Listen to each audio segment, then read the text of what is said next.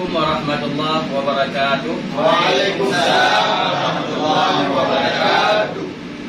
Kami atas nama Front Persaudaraan Islam DPD Aceh mengucapkan selamat Hari Milad Imam Besar Umat Islam Dr. Al-Habib Muhammad Rizik Syihab, yaitu tanggal 24 Agustus.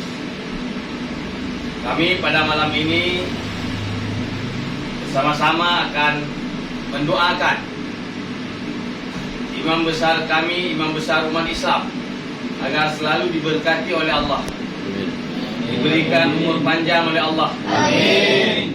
diberikan keselamatan oleh Allah, Amin. dimudahkan segala urusan oleh Allah, Amin. sehingga dapat berjuang untuk menegakkan kebenaran dan keadilan di atas republik ini. Amin. Dan melawan segala bentuk kezaliman. Amin. Dan segala bentuk kebohongan. Amin. Yang dilakukan oleh siapapun, terutama oleh pejabat negara, untuk meruntuhkan segala bentuk kebohongan. Amin. Dengan revolusi akhlak yang didengungkan oleh beliau. Amin. Dan juga kami malam ini menyanyikan lagu yang telah ditubah oleh beliau, yaitu Mabruk Alfa Mabruk.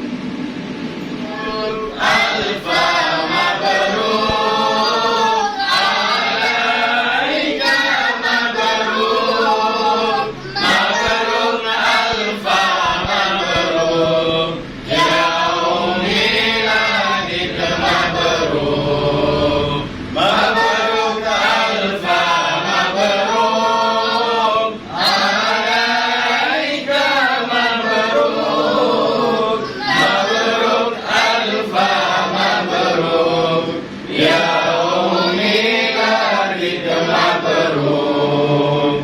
Selamat Hari Milad untukmu sang pejuang.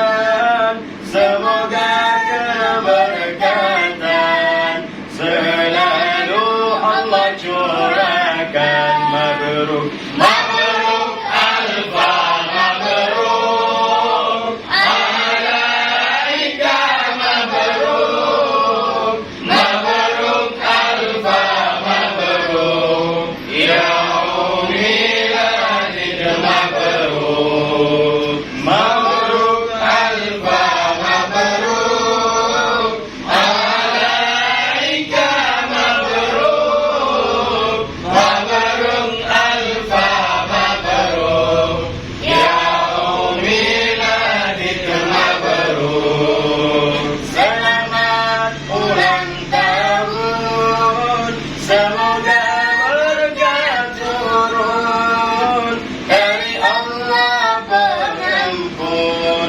untukmu zuriat Rasul. Mabruk, mabruk alfa mabruk, alaika mabruk, mabruk alfa mabruk, yaumiladid mabruk, mabruk alfa mabruk, alaika mabruk, mabruk alfa mabruk, yaumiladid mabruk. Takbir, Allah Akbar, sallu ala Nabi.